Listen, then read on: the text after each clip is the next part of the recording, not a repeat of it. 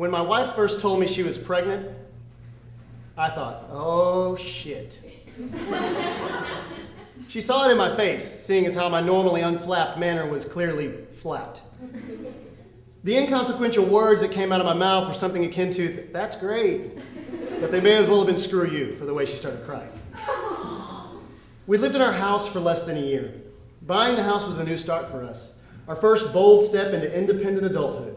We were doing it, the American dream, living the lives that would make our parents and grandparents proud. We didn't have a clue. We were in over our heads. We were scared as little ducklings staring down the gaping maw of a wolf. We had taken on a house payment that would barely leave any money in the bank each month and locked shut the manacles of necessity that our jobs already had clamped tightly on our ankles and wrists. We had made a few trips to IKEA for the sensible and attractive furnishings the Swiss provide for us. We made the trip to the Home Depot for the appliances and lawn care items we needed. We were set and completely prepared for our brave new lives as upstanding members of the middle class. We were members of an HOA, damn it. But a child? I was going to be a father. I was going to have a life to mold, a human being to make from birth to death.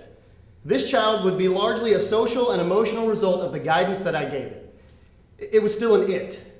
I couldn't begin to think of this inconvenient thing that was happening to me as a human life.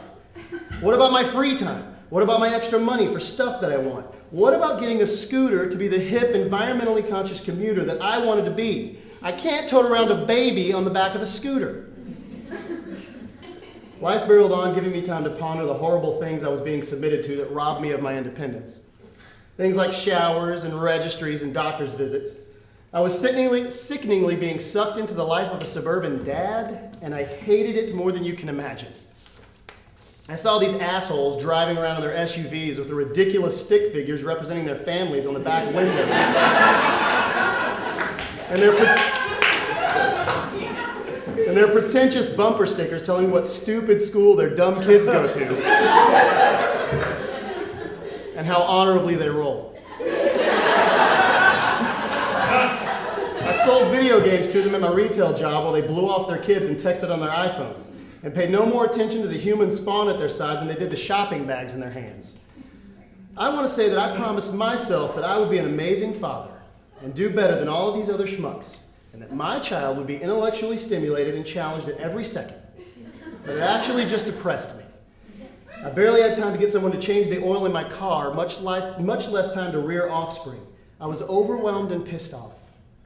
My wife, in the meantime, was in a pink, chiffon, cloudy wonderland dream of ultimate bliss. I don't know why the pink chiffon, but it just seems the fabric of the girly, ridiculous happiness being the imminent owner of transferred DNA brought to her. While I was becoming the brooding black rain cloud of ever-looming domestic enslavement that followed around her happy, puffy, pink dreamland of forthcoming motherhood, I was starting to hate her. She was in a cheery blur of preparation, reading her books and giggling with her mother and mine alike. I couldn't have been more disinterested. The chasm between male and female never seemed wider or more impassable to me. The only positive thing I could think was that there would be at least one member of our family unit that would be emotionally able to provide love to this alien creature medical science would call our child.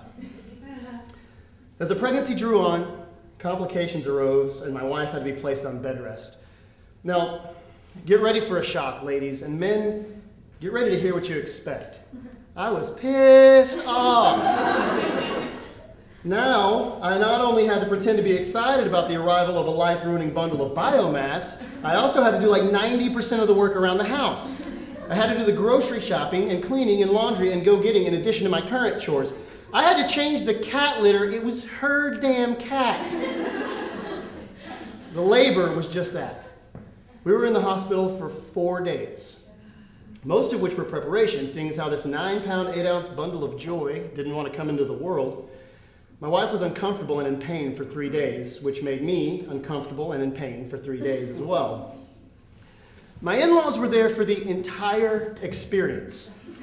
This was a culture shock to me, seeing as I came from a family of 6 kids, and childbirth had gotten to the point that mom would call to make sure we were doing our homework or chores really quickly before having the kid. That happened 3 times in my life. Childbirth is a kick in the pants.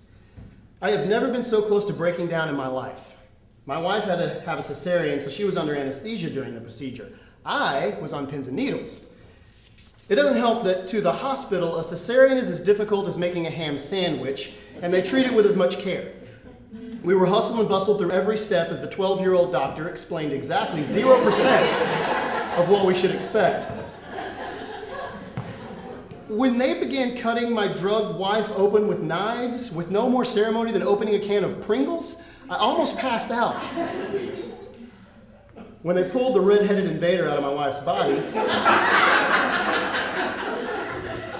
they put him in my arms before quickly putting him in an incubator. I didn't have a magical I am a dad now moment. I didn't fall immediately in love with this little bundle of sweat and blood and afterbirth. I was grossed out. I was mad that I had spent the last 4 days of my life bringing this thing into the world. I was tired from lack of sleep, and I wanted to be at home with my computer and my Xbox. Father of the Year, I know. When our son, whom we named Eli Greer Marchbanks, Eli because we loved the name, Greer after my wife's dad's last name since he had no male children, and Marchbanks because, well, it's my last name, was born, there were complications. He was having trouble breathing. He wasn't eating as well as he should. He had to go to the neonatal ICU, and we were on limited visitations.